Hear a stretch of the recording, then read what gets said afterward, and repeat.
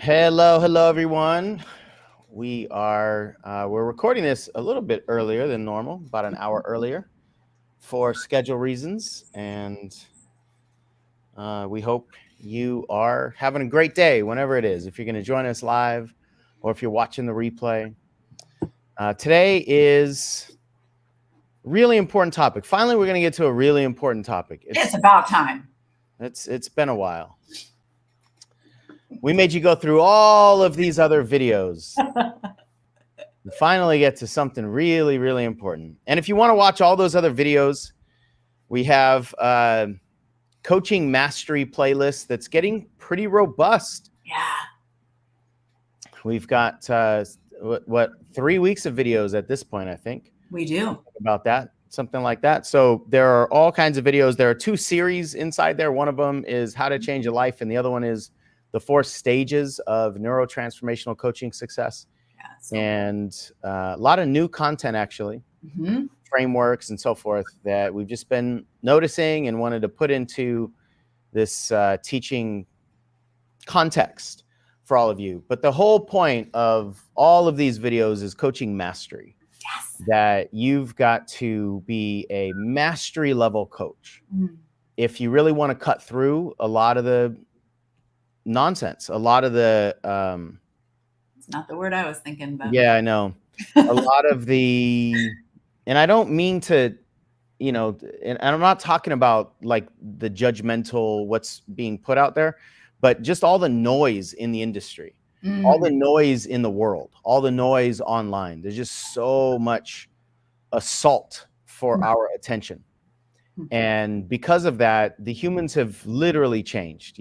Our minds don't work the same, I don't believe, as they used to, in terms of consuming information and what we see in these smartphones and all the stuff that we have in our world today makes it more challenging to get people's attention.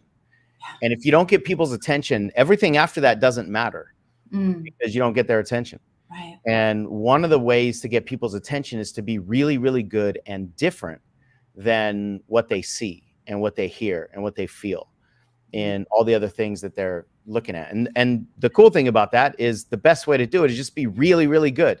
And everybody can be really, really good. There's nobody that cannot become a mastery level coach. So that's the premise of everything we've been doing. And today we're going to talk about leadership. One of the tenets of coaching in general, neurotransformational coaching specifically, is that you can't take somebody to a place you haven't gone. And that's really, really important when trust is required, when people need to trust you. So like I was watching a video this morning and there was an ad for creating a bunch of revenue streams on Amazon. Okay. That's great. There's nothing wrong with learning how to create revenue streams, and you can set up an Amazon store and sell books or sell products and stuff like that. That's great. What hit me is that is a way to build a business, very legitimate business, and you can make money. And for somebody to say yes to creating multiple streams of income on Amazon is much, much different than for somebody to say yes to coaching. Oh, yeah. Or for somebody to say yes to a coaching product or a coaching program, right? I don't need to trust you anywhere near as much to purchase some informational product like that. Right. But for something that's going to transform me, especially if I know it's going to transform me, I think the more that I know this is going to grow me, the more I need to trust you, because there's just more at stake. There's more of a connection. There's more vulnerability, and there's more to risk, in not making it happen and in making it happen, whatever this life change is. So the reason I bring that up is I think the majority of online marketing in general and personal development and coaching is informational based. Right. It's how to market, how to get a bunch of followers on Instagram, how to create revenue streams, how to automate, how to do all that stuff. Again, all of it critical information at some point, but it's not transformation. And so the reason this is really important is because the people that are selling information are teaching you how to sell, but they're selling a product of information. If you're not selling a product of information, following a recipe that sells information isn't going to work. And the only reason I say that is because we want to explain why people are frustrated or why people struggle in the coaching industry. It's not because you suck. It's not because you need better sales skills. It's just because the recipes you're following are probably misaligned for the product that you're offering.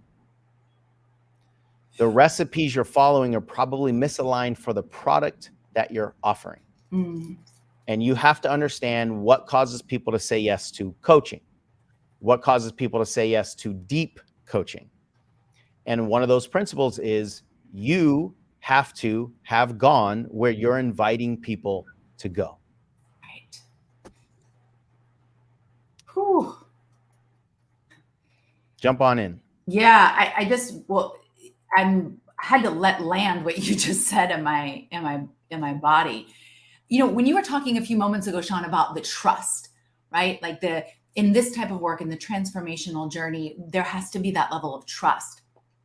And I think it's because there's more unsteadiness. If I'm signing up with you, for example, for any kind of transformational work or experience, then I know, even if it's at an unconscious level, that inside of that transformation, there's going to be times when I'm unsteady.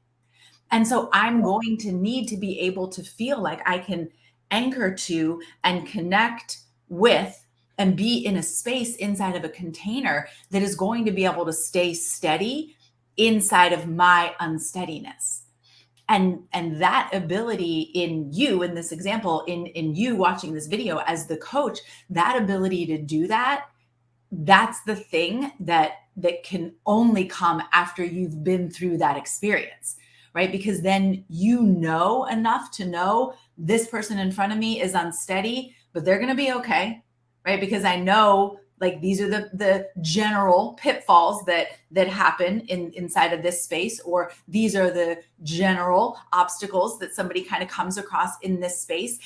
And I don't mean necessarily the specific exact details, but just the essence of the journey that you yourself have put you in a container where you were unsteady, where you were doing that transformational work. And I'm telling you, and I'll speak as a client for a moment here, is that when I have done the deepest transformational work, it became infinitely more important that I knew, and this wasn't a knowledge. They didn't tell me, they didn't email me all the work that they'd done.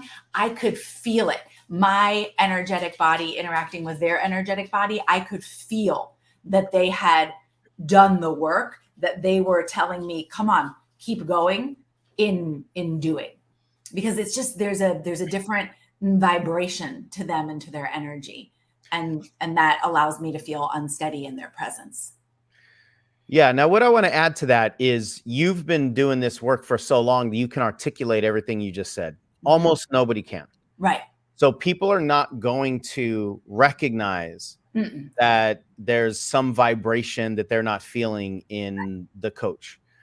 There's just going to be something that's off. Yeah.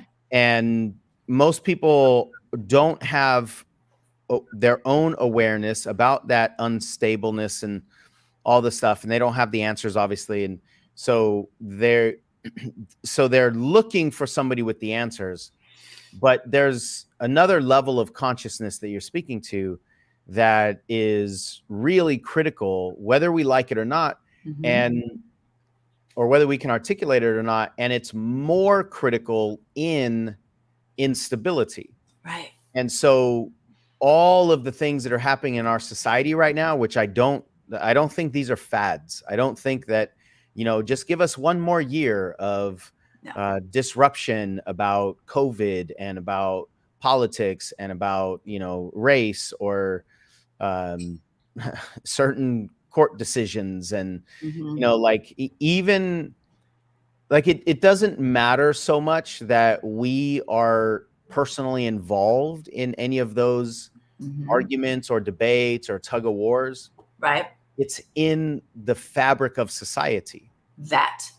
So whether we're conscious of it or not, it's like, even if we're in a boat and we're not swimming in the water, if there's something in the water, Right. and we need something, and we need to play in the water, or we're trying to fish, you better understand what's in the water.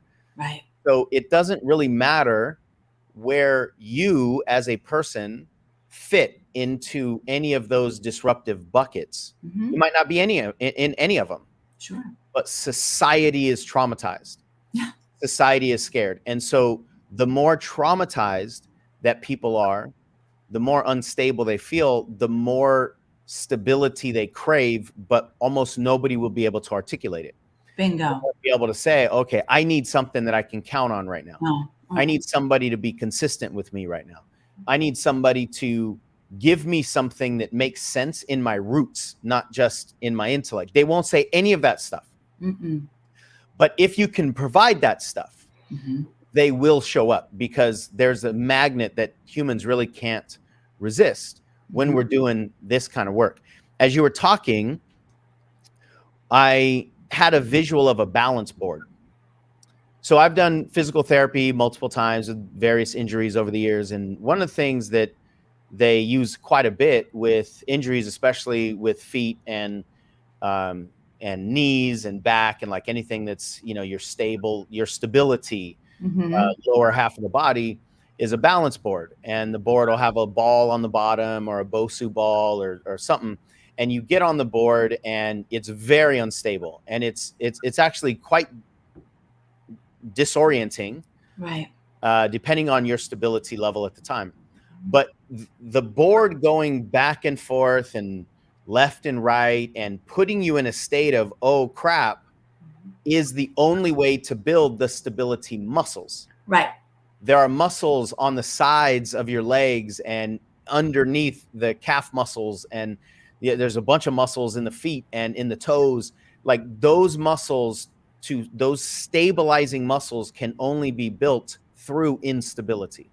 So the only way to stabilize yourself is to get on something that's unstable. And then pretty soon, if you do that, you can get on the stability board and not move at all. And then that's when they introduce things like throwing medicine balls up against trampolines and stuff to create the instability again, because your body's good, right, if you just stand on the board. And then if people get really good at that, then they're going to have to like pull you off balance. Like people will have to then make you unstable because your body has already stabilized itself with the muscles.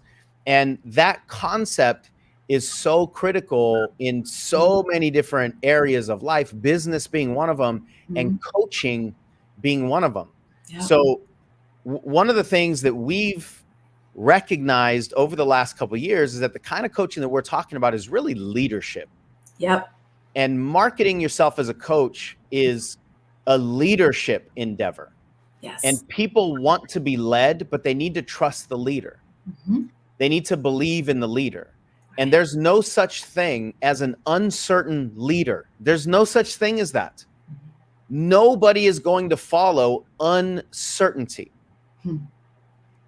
People actually will follow uncertainty, or people will follow certainty before they follow right. Meaning, like, some people will follow somebody just because the energetic certainty they have, not because they check out everything that they talk about and they've decided that what they're talking about is actually right. It's the certainty that people follow energetically, right? So coaching as a leadership mechanism requires depth. It requires the being, like you've been talking about. Leadership is about being, it's not about doing. Right. Coaching is about being, it's not about doing. There is doing a part of it, but it's more about being than it is about doing. And we've been talking a lot about how the majority of mastery level coaching is invisible to the amateur. It's not observable. It's underwater. It's the 90% of the iceberg that you can't see. that is where leadership actually lives. And Right. that's where deep coaching actually lives. And that's where trust lives. And that's where certainty lives. So what we're trying to convince you all of is that your success as a coach is below the water. Mm-hmm. Nearly everybody is chasing above the water. Right. Nearly everybody is looking at skill set and exercises and what do I do's and how can I tells and what's the right thing to say, and like almost everybody is kind of playing a follow the leader game of what we see above the water. Right. And to put this into the context of what I've been talking about with society, the depth of below the water is just getting more and more important. Mm-hmm. And it's actually getting deeper, I think, Mm-hmm. because of how much turbulence is happening above the water. Right. You know, there could be a hurricane above the water. There could be so much turbulence, or there could be a bunch of people above the water, you know, floating and yelling and screaming and stuff. The deeper you go, the less you're even affected by anything that's happening above the water. Mm-hmm. And so I think the more turbulence that happens up here, the deeper we have to go down here. Same thing, like with like a tornado that's going to rip through a neighborhood. Where do you go? Yeah, to the basement. Go below ground. That's right. That's where the safety is, right? Get Mhm. below ground. Yeah. And so that's what we're doing as coaches, and that's actually how to be successful. But almost everybody thinks it's the sales and the marketing and the campaigns and the knowledge of Mhm. what platforms to use and how to use the different LinkedIn variables and how to use DMs and like all that stuff. And those things are not unimportant. They're just way less important than we think they are. So speaking of this analogy of coaching being so much more about below the surface, we did a demo day recently, and one of the demos, like, it was such a perfect representation. We had just been talking about this concept. Yeah. And then one of our coaches did a demo, and the client was talking for like 20 minutes. Yeah. And I could feel and I could see by a lot of the comments that were coming in, people were kind of getting a little fidgety because they wanted to wrangle the client in and they wanted to jump to, okay, They wanted to see the demo. Ask this. And right, they're like, okay, like, when are we going to get to the coaching? Right. And then at about the 20-minute mark, our coach said, all right, let me ask you a question. Mm-hmm. And she did a process that we teach and put a spot up on the wall, and in 4 minutes Mm-hmm. gave this person a phenomenal shift in her energy, in her awareness, in the answering of a lot of the questions that she had just been all over the place with. And we were like, see, That's what I'm talking about. what we were just talking about. Like, you guys were thinking there was no coaching happening. There was 20 minutes of mastery coaching. Yeah. And then 4 minutes above the water. Without the 20 minutes, and if you would have just tried to do the 4 minutes above the water, it would have taken 4 hours. Because, and she's tried it before. Right. That's, and right, because there's a journey in this. Anyway. Exactly. Mm-hmm. So I tell that whole story again because we have that coach here. So Alicia, come on in. I was watching you as I was telling the story, and I could see you kind of going back through some of those memories and see you reacting and smiling and so forth. And it was just so cool. And none of it was planned, obviously, but, well, maybe not obviously, but it wasn't planned. It's not like, okay, we want you to let her talk for 20 minutes and then do this magic for 4, right? It was none of that. But it was just so, like, let's talk concept and then let's show you reality of that concept. Totally. And it was so cool. And I know you live this work. You've been through all the levels of our certifications. You've been through a bunch of 5-day events, online, in person, all of that. You've just grown so much as a leader whose tool is coaching over the last few years. And you're the perfect person to talk about this this topic of leaders go first. And I see that you're out and about, so I appreciate you taking some time away and jumping on your phone and sharing with us here. Yeah, I'm always in the background listening, whether you know it or not. I'm always there. That's amazing. I think it's so funny that, my journey was not going to ECCP and taking BCC in order to become a coach. I was doing it essentially to be a better leader, although I never would have put it in that, using that terminology.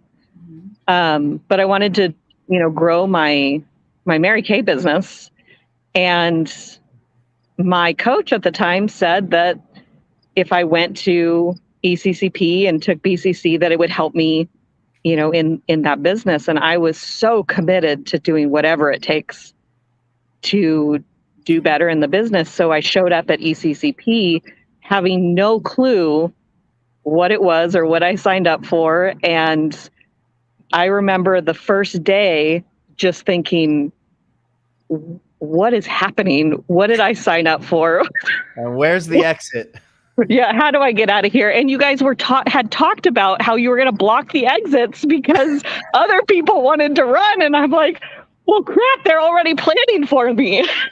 Where was that first one? Was it local or was it? That one was in Irvine. Irvine, great. Yeah. And, I was going to say, because if it was like in Atlanta or something, then it would have been harder for you to leave. So the fact that you actually could have left and just driven a few hours back home, but you chose to stay is great. So something inside of you is like, no, we're gonna see this out. Yeah, I was terrified, and I don't think I spoke for the first 3 days unless it was absolutely required. In fact, I remember you sending me a Facebook message on the third night saying, "Are you okay?" And the thing that I think is the coolest part about that is I was desperately trying to not be noticed, to not transform. I didn't even know that was a thing, that was possible through this process. And, you did a process that terrified every part of me. But after the fact, I remember feeling like just a completely different person. And where I used to resist physical touch from 99% of people to like, I want everyone to give me a hug all of the time. That's like the most dramatic thing that is visible from the outside, I would say. And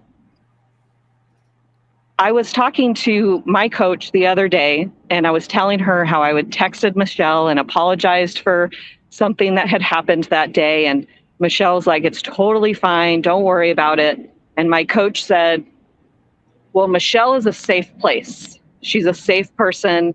She actively tries to be safe in the world. What would have happened if you had apologized to someone that wasn't safe? How would you have reacted? And it took me a minute, but I said, well, I'm the safe space now.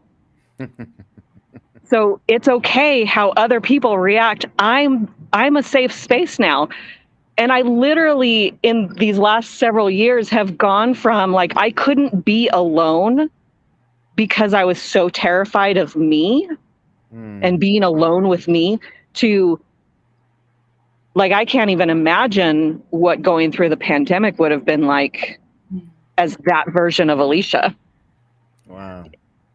Just, and all of the things that I've gone through since that first ECCP in my life. I mean, this year alone, I was in a car accident where I totaled my car.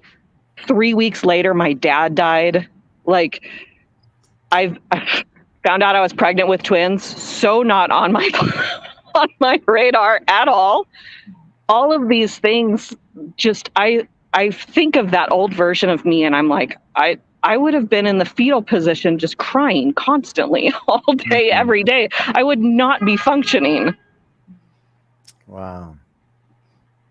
And that's just me. And that, like, I look at my son who's 10 and I see this confident kid. Yeah, that's for sure. I mean, you said something so profound to me 5 years ago, that you said the best coaches ask why. They're like 3-year-olds. They ask why. And I said, my 6-year-old still does that. And you said, good, you haven't shut him down yet. And I didn't know why that hit me as hard as it did, but I made a conscious effort to always answer his why questions. Good for you. And now I notice him asking things like his brain is, the wheels are turning of like, why is this happening? And is it because of me? And because he asks why, he's not making it about him. And I think that 100% of my limiting beliefs would have not been created had I had the agency or the knowledge or the not being shut down to ask why. Wow. So I thank you for all of that. Well, I really honor you for breaking the chains, for stopping that pattern. That takes a lot of awareness and a lot of courage and bravery and stability, and to go first. You wouldn't have had that capacity to stick inside of who he was and who we are just as humans, but with little kids, and you're, being a mom and all the things that role entails. You wouldn't have been able to be such a stand for him if you wouldn't have been such a stand for you and built the stability muscles that we've been talking about and going first. That's amazing. Yeah. He got to teach all of his wealth of knowledge of the universe yesterday. In front of the teacher started calling him Mr. Hudson and pulled him in front of the class to teach all of the stuff he knew. And he's just like, okay. That is so cool. I couldn't have done that in 5th grade. Wow. You're amazing. Thank you. Yeah, it really has been so cool to witness your journey and your commitment to going first, especially when you didn't know where you were going. Right? Like I know there's been so many times in my life that like I was like, I was willing to go as long as I had all the details, right? Or as long as I knew how it was all going to play out, right? But you went not knowing, like knowing something, but not knowing the answers. And you just kept leaning in and you kept being curious and you stayed in the work. You had a coach then. I heard you language. You have a coach now. You're in the work. You're like, it's really cool to see you leading from your experiences. Sean, you said at the very, very beginning, right, about like being a really, really, really good coach is so important in a great way to stand out. And it's also being like really, really, really you, right? Like authentically you.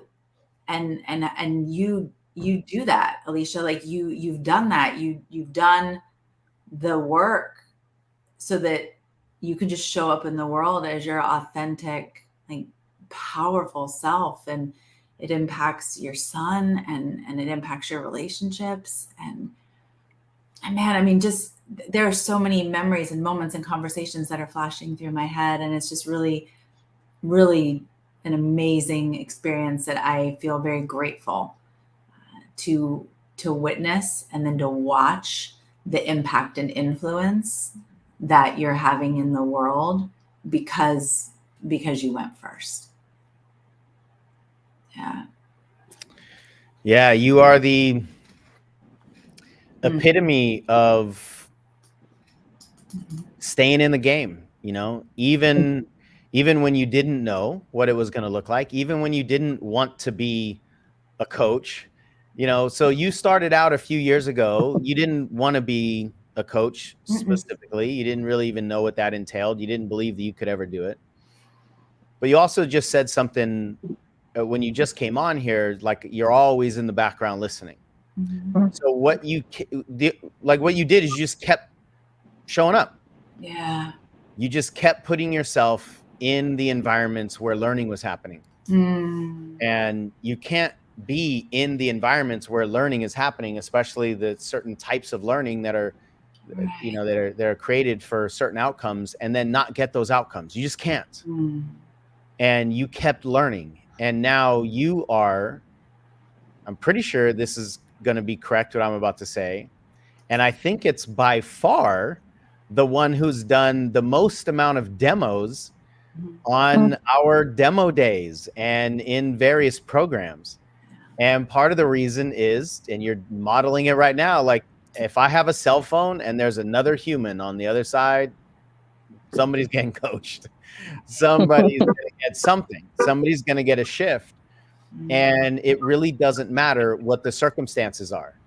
You know, we tell the story all the time of you walking somebody through a deep dive coaching session from the car dealership because the schedule shifted and that's where you were. And you had said yes. And while you're in the car and managing a few conversations here and there, and I think Xander wasn't he there with you in the car? With a friend in the back. Not ideal coaching situations. And a lot of people will say no. This might sound like super judgmental, and I don't mean it to, but a lot of people will say, no, I can't coach because like I'm having a bad hair day. Like things that are so surface level, and that's cool. And again, I'm not trying to, you know, talk down to people, but a lot of people just find reasons to say no. And I don't know that you have any of those anymore, you know, unless you're literally on a plane or it's impossible for you to get to technology. And I honor you for that, for our community, because you just keep giving people transformations. And you do it in public, you know, with people that you've never met before. You don't know where it's going. That is the ultimate certainty as a coach. And so I honor you for becoming that person who just a few years ago didn't have the self-belief or the awareness that this thing was even possible, to being the epitome. Not that, you know, we're trying to do coach comparison in our community, but you're at the very ceiling of coaching, like this certainty of coaching. You're at the very ceiling. I don't know that anybody could get any, like people could get to that same level, but I don't think anybody could rise above that level of your certainty in yourself, but your give a damn, you know, your willingness and commitment. So thank you for all of it.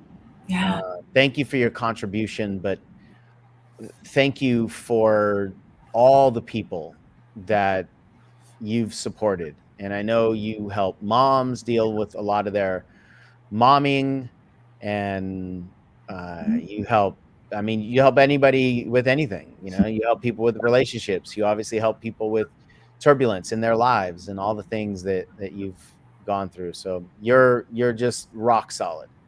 And we don't say that lightly. And but you are the epitome of the topic of this video. Totally. I go first, and I will take you where I've been. So thank you for saying yes, for showing up, and for all the work that you've done. If there's anything else that you want to say, Michelle, or anything else that you want to say, Alicia, please do. Sometimes it just, pays to jump off the cliff and hope that your parachute is back. That's what that first ECCP was, I'll tell you that. And I've had this drawback that I couldn't explain in any other way than saying I'm here because I have FOMO. The second time I went. But then after that, it became a non-negotiable. Like, this is happening, I'm going. Right. And yeah, I'm as obsessed and addicted to this work as anything I've ever been obsessed with. Man. Yeah. It's so good. It's a part of you. If you're on the fence, just jump off the cliff, because it's worth it. You'll land. There's plenty of people to catch you at the bottom. Yeah. And we got the parachutes. Yeah. And it's possible for you too, right? Like, it's so easy if somebody's meeting you right now to not know you. When I remember you and I having conversations about you not being able to make follow-up calls unless you were in a silent room all by yourself, and like the entire environment was perfect. Like, and that wasn't the same with coaching. Right. Like, and it wasn't, and this is what I really want people to understand, is that it wasn't that long ago. Right. So it's easy to look at somebody who's doing these demos on the stage and be like, well, that's really great for her. And that's really cool for her. And I'm not like that. Just like myself, I won't speak for Sean, but just like myself, Alicia, there were times when that wasn't possible. The same thing with coaching, where we didn't know what to do, or we were focused on what to say and not the being, where we weren't feeling comfortable being our authentic selves. And so all of this is possible. All of this is possible. And so I'm just very thankful for you in who you are in the world, in our community, excuse me. We are so lucky that to be able to experience you here, and for you to come on this video and show anybody that's watching this is possible for them too. So thank you for that. You did it again. You took you sorry, what was that? I said thank you for the invite. Yeah, absolutely. Easy. And you did it again. You took a concept that we were talking about, and then you showed us it. You became the representation of that concept. In this case, leaders go first. And as a coach, you are a leader. Amen. And if you're not a leader, you won't have clients. No.